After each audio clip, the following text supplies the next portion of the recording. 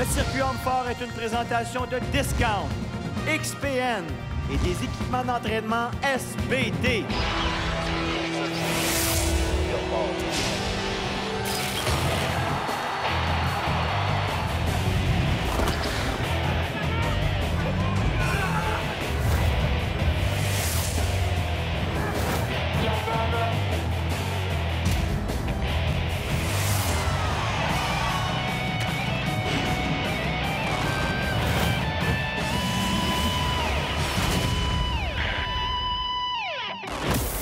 De Alfred et Plantagenet en Ontario, RDS vous présente la première partie du championnat canadien du circuit Homme-Fort.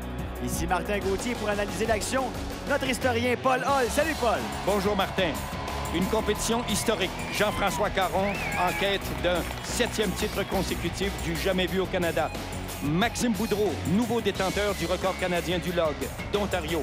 Jimmy Paquette qui veut rééditer sa place de vice-champion canadien. Et Carl Yelholt, la nouvelle sensation ontarienne. En fin de semaine, j'ai 3 rivaux principaux, Carl Yelholt, Maxime Boudreau puis Jean-François Caron. C'est un petit peu particulier parce qu'avec Jean-François, c'est mon entraîneur, c'est mon ami. Mais en fin de semaine, malheureusement, on est à la guerre puis je veux le battre. La personne à watcher le plus cette semaine, ça serait Jean-François Caron, qui est l'homme le plus fort du Canada. Ça fait 5 ans. Mais nous sommes 2 autres qui essaient de le descendre. Donc, on va voir à la fin de la fin de semaine qu'est-ce qui va se passer avec ça. Grant Connors nous dit que le sport a beaucoup évolué depuis plusieurs années au Canada.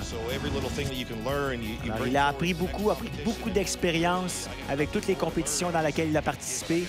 Il doit tout donner s'il veut se mériter une place sur le podium. James Loach, je veux bien faire pour moi, pour ma satisfaction personnelle. Je ne peux pas contrôler la performance des autres athlètes, donc j'essaie d'être à mon mieux et de tout donner, d'éviter les erreurs. Et si tout ça fonctionne, bien, je serai bien heureux de ma compétition.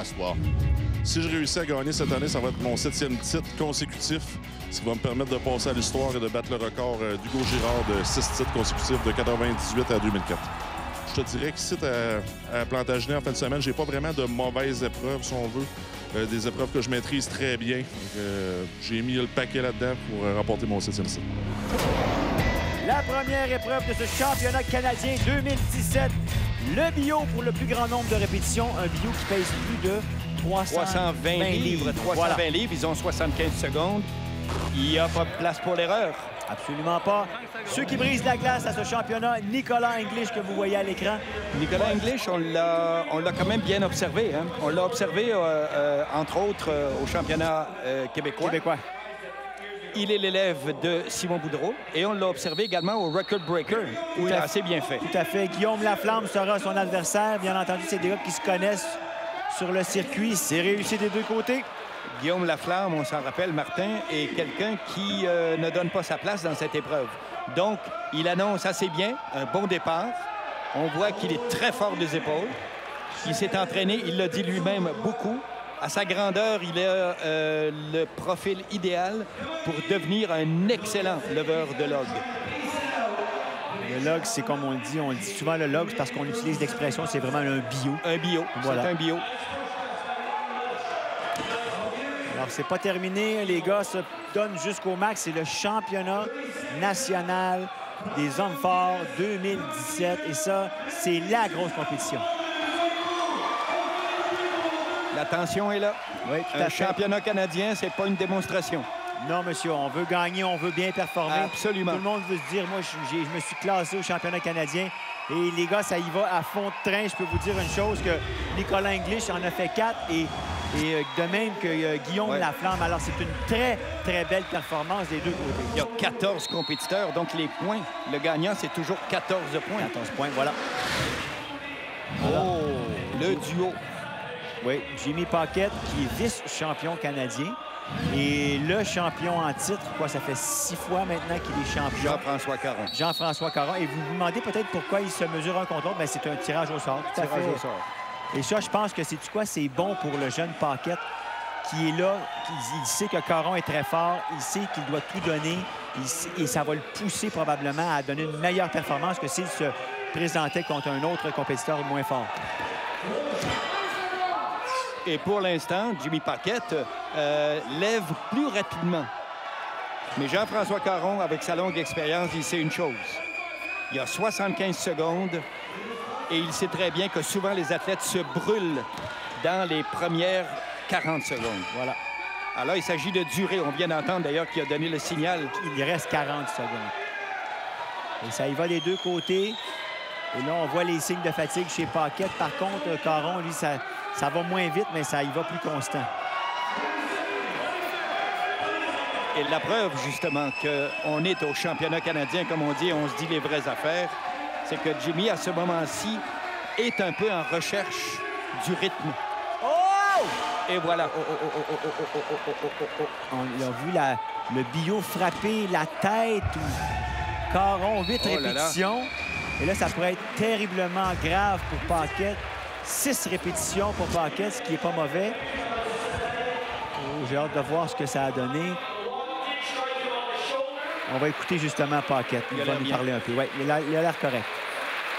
Cette épreuve-là, je l'ai pratiquée. Puis je savais que j'étais capable d'en faire 8. Je me suis pacé pour 8. Je pense que Jimmy est allé trop vite au début. Il a manqué de gaz. Dans le fond, ce qui est arrivé, c'est que sur ma 7e répétition, mes jambes commençaient à être très molles. Mon corps au complet aussi. Alors, j'ai pas été capable de stabiliser la charge. Alors, je l'ai perdu vers l'arrière. J'ai pas été capable de me tasser assez vite.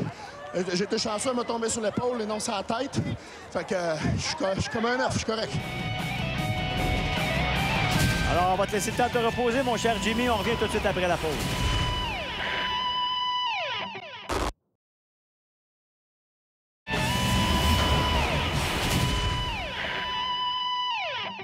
Puis pour le podium également, on a 2 Ontariens qui sont très, très forts, qui ont également fait des compétitions internationales. Alors, Maxime Boudreau, qui est de retour à la compétition cette année suite à une blessure. Il est très, très fort. Il a établi un record canadien au log de 432 livres et demi cette année du côté d'Alma. On enchaîne encore une fois avec le bio. Pour le plus grand nombre de répétitions, Boudreau reconnu pour sa force au niveau des épaules. On ne dirait pas lorsqu'on le regarde. Il mesure 6 pieds et 4, Maxime Boudreau. Donc, il est à égalité avec un autre compétiteur, le plus grand, certainement le 2e plus grand compétiteur. Absolument. Et en hauteur, bien sûr. Il va se mesurer à Grant Connors, qui est à sa 11e participation au championnat canadien. Connors, mais qui montre des signes de fatigue. Oui, puis lorsqu'on regarde Grant Connors, on voit les marques du guerrier. Il a eu des opérations aux épaules, notamment à l'épaule gauche. On voit les longues cicatrices. Il ne réussit même pas à épauler la charge. Voilà, c'est ça. Mais n'abandonne vraiment pas. Et on sait que Boudreau, lui, est vraiment bien parti. La marque de Caron, c'est 8 répétitions. Oui. Et c'est la marque à battre qui tient jusqu'à maintenant. Et Maxime Boudreau a tellement confiance que lui, il n'a même pas besoin de faire une pleine flexion pour épauler sa charge. Les épaules sont tellement puissantes. Absolument. Regardez, stabilise bien. Très bon. Il rend la tâche facile pour un arbitre. C'est ce que je remarque chez Maxime Boudreau. Hein? Tout à fait. Non, Connors n'est même pas capable de donner une seule répétition. Oh! Ça, c'est un gros levé qu'il vient de réaliser. Une répétition comme ça. Il en a assez. 8 répétitions. Alors, il égale la performance de Caron.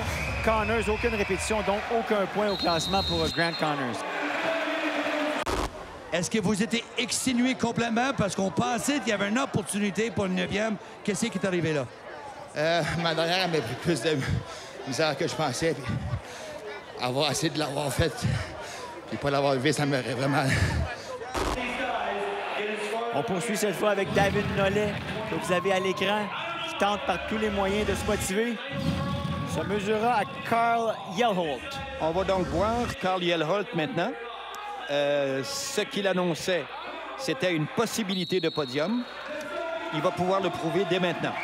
C'est peut-être pas sa meilleure épreuve, mais c'est une épreuve où si tu veux monter sur le podium, il faut que tu fasses une démonstration que tu es là au lever du bio.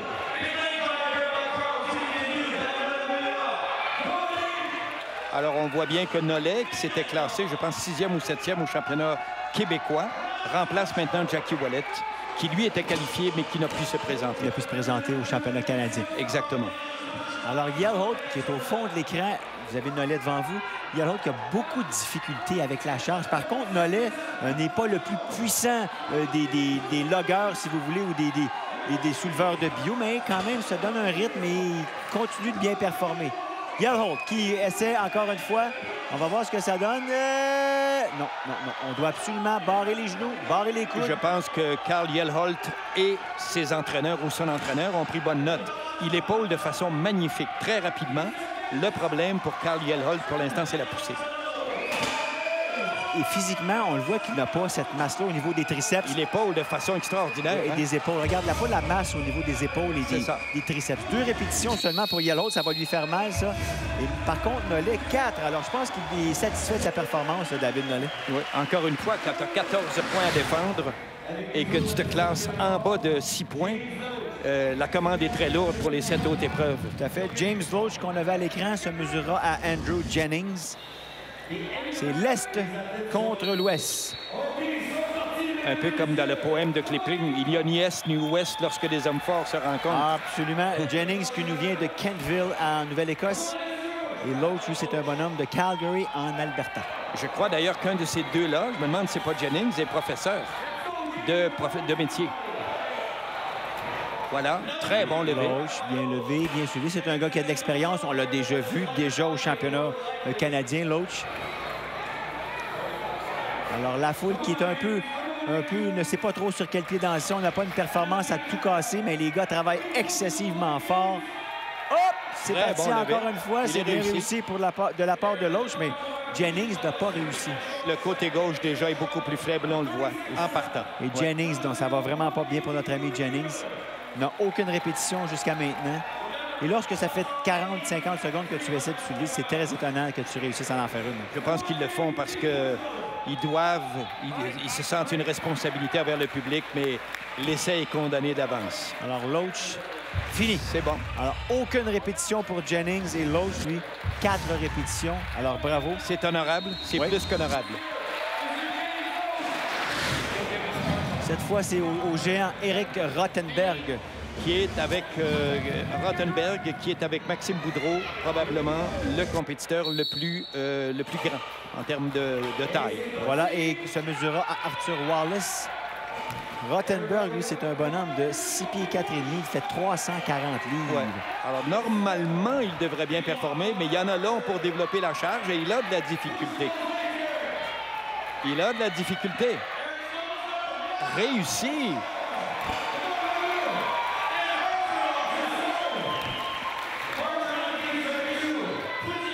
Alors, Wallace... Wallace, c'est un bonhomme qui nous vient de la région de Fort McMurray en Alberta, mais d'origine polonaise. Il a, comme on dit, le faciès un peu des Polonais, le visage carré. Ouais.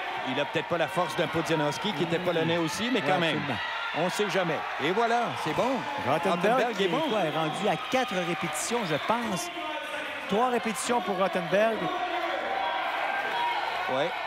Et Wallace qui se bat encore, lui. C'est bon? Oui, alors. C'est bon. C'est sa 3e pour Arthur Wallace. Rothenberg sait qu'il doit faire mieux. Oh non! Non, il arrête à 3 répétitions. 3 répétitions et Wallace en a 4. Rothenberg éprouve le même problème que ceux qui ont 6 pieds 4, 6 pieds 5. Hein? C'est un long voyage pour partir le bio de terre et le monter en haut. Tout à fait. Pousser ça au bout des bras, c'est très, très difficile. Patrick Moore, qui a un physique à la base qui nous fait penser beaucoup à Jackie Ouellet. Très massif. Très massif, les épaules. Et les deux compétiteurs, on pourrait dire en même temps qu'ils sont tous les deux très barbus. Je ne sais pas si c'est un avantage, mais en tout cas... Je sais pas. Il y en a que la force est dans les cheveux. Peut-être que la force est dans la barbe, dans le cas de ces deux compétiteurs-là. Brad Shepard. Très bon levé, celui-là. Tout à fait. Réussi. Belle poussée qui demande beaucoup de force au niveau des épaules. Étonnamment, c'est une belle compétition à regarder. Les deux individus, comme on dit, se ressemblent. On dirait que c'est des jumeaux. Ils ont un peu des jumeaux vikings à la base, là.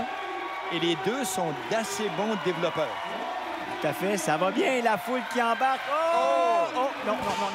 Et souvenez-vous, on doit barrer les coudes, les genoux et on n'a pas le droit de déposer la charge sur la tête. Ça, c'est défendu. Pour des fois, se donner un petit repos en poussant. Excellent, excellent. À date, peut-être le levé le plus impressionnant, en termes de force brute. De la journée, voilà. Oh non, je pense que c'est terminé ici. Il en a 3, lui, et c'est notre ami, je pense, c'est Moore et Shepard, lui en a... Patrick Moore, Shepard, 5 répétitions.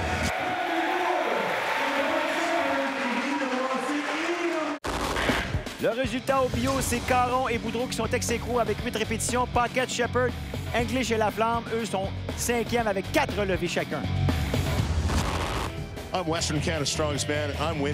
Je suis champion de l'Ouest. Je suis champion de l'Est. Et tassez-vous, les gars. Je suis le gagnant aujourd'hui. Je vais battre tout le monde. Nous, on vous revient tout de suite après la pause avec la deuxième épreuve de ce championnat, le lancer du baril.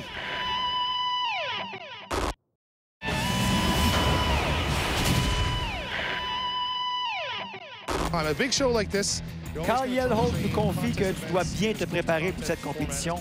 C'est la plus grosse, la plus prestigieuse, ce sont les nationaux. Les plus petites compétitions, un peu moins de préparation, mais celle-ci, c'est la plus importante. La deuxième épreuve, le lancer du baril, c'est-à-dire des barils. Il y en a plusieurs, vous allez comprendre. C'est un mur qui est à 15 pieds de hauteur. Le plus léger des barils pèse 40 livres. Ensuite, on va à 44, 48, 52, 56 et 60 livres le dernier. Alors, on doit tenter de... Vous allez comprendre immédiatement ce qui se passe. Oh! C'est très haut. Et en partant, on se rend compte que Carl Yelholt, il est très athlétique. Très athlétique, sauf qu'il a lancé son baril de beaucoup trop loin. Là, il perd des forces, mais réussit quand même très bien. Oui, les kegs, bien sûr. C'est le langage réel des jeux écossais. Le lancer du keg. Et si je ne me trompe pas, dans le cas de Plantagenet, Alfred et Plantagenet, ce sont des récipients pour les fèves, les bines. Oui, c'est vrai, on est au Festival de la bine. Alors, tu as absolument raison, Paul. 56 livres de bine, croyez-moi, ça peut faire du dommage. Ça peut faire du dommage. Alors, 56, Carl Yelholt a un peu de difficulté. Et là... Il le passe, il le passe. Ouais, je suis surpris parce que souvent, quand on tente à maintes reprises, on ne réussit pas la charge. Mais là, c'est bien réussi. Yelholt a intérêt à bien performer à celui-là parce qu'au log, ça a été difficile. Les gens vont se demander pourquoi seulement 6. Évidemment, 6 au lieu de 8 habituellement. C'est parce que les deux derniers sont plus lourds. Habituellement, on arrête à 55 livres. Tout à fait. 5 plats à bine, si vous voulez, et en 52-01. Alors, les 3 premiers ont été incroyables. Le rythme était effréné. Qu'est-ce qui s'est passé? Alors, sa petite erreur, ça a tout cassé son rythme. Celle de 52 livres, ça a cassé son rythme. Et là, après ça, ça a été difficile de reprendre le rythme et de passer les 6 barils. Alors aussi, il dit que le mur était plus haut que l'an passé. Ça, c'est difficile de se doser un peu. Alors, Padraig Moore, évidemment, lui, je ne le connais pas du tout comme lanceur. Il lance très à la verticale. On avait d'ailleurs remarqué un petit peu. Il faudrait que son arc de projection soit légèrement plus courbe. Il le réussit bien, celui-là. Et tu l'as mentionné, c'est une épreuve. C'est bon, c'est une épreuve, Paul, qui demande aussi un certain synchronisme athlétique. Il est à 6 pieds 1, 315 livres. Il faut dire, on en profite parce qu'évidemment, il nous donne l'occasion de le faire. Les 14 compétiteurs, en moyenne, ils font 6 pieds 1,5 et 315 livres. Hey! Regardez ça! C'est magnifique. Wow! C'est très bon. Celle-là a resté, quelques secondes sur le panneau et il a réussi à faire. Ouais. Et ça, c'est, comme on dit, c'est un petit peu... La chance était de son bord. C'est ça. Alors, il y a 10 compétiteurs qui sont au-dessus de 300 livres et à 6 pieds 1,5. Ça veut dire qu'on a 4 compétiteurs à surveiller, dont le plus petit de taille et de poids, c'est Jimmy Paquette. Et c'est pas le moins fort, laissez-moi vous dire. Et voilà.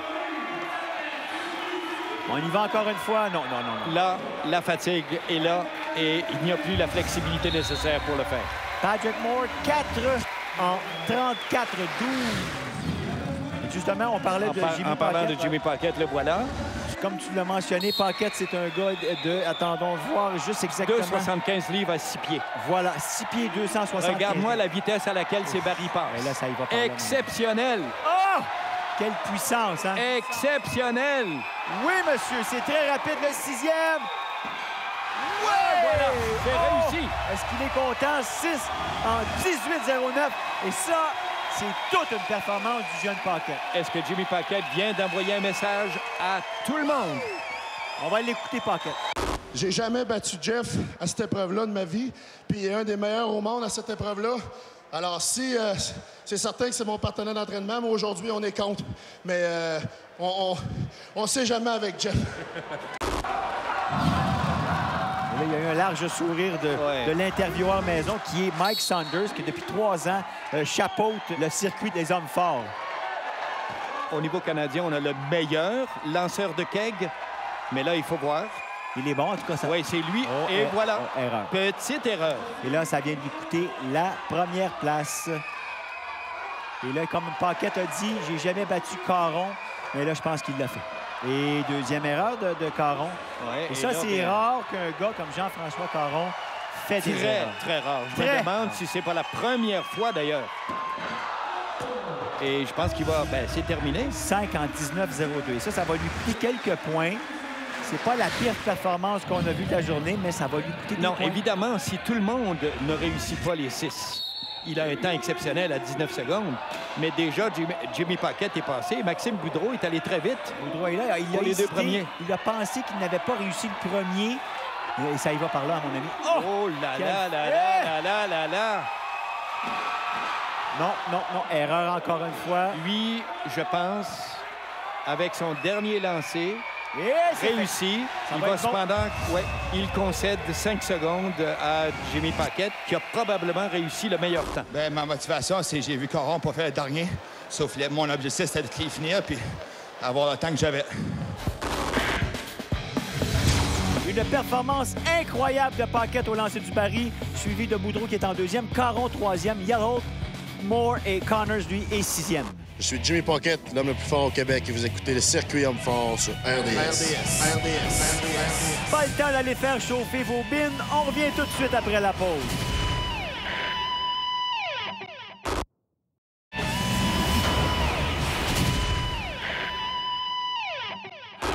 Très belle foule pour ce championnat canadien 2017. Et un futur homme fort, oui, monsieur! Après 2 épreuves, c'est Boudreau qui a pris la tête avec 26,5 points, suivi de Paquette. Caron est troisième, Shepard, Wallace, Loach et Moore, lui, occupe le 7e rang. Carl Yellholt, Nicholas English, Guillaume Laflamme, David Nollet, Graham Connors, Eric Rautenberg et Andrew Jennings qui ferment la marche. Ici David Nollet. À la prochaine pour d'autres hommes forts à RDS. Le circuit homme fort était une présentation de Discount, XPN et des équipements d'entraînement SPT. Vous voulez en connaître davantage sur le circuit homme fort, venez nous voir sur Facebook. Paul, la table est mise pour ce championnat canadien. C'est très chaudement disputé. Non seulement chaudement disputé, une toute petite erreur de Jean-François Caron au Cactus et on se retrouve avec l'incertitude. Tout à fait. On espère que la semaine prochaine, vous serez avec nous pour la suite de ce championnat canadien 2017. À la semaine prochaine!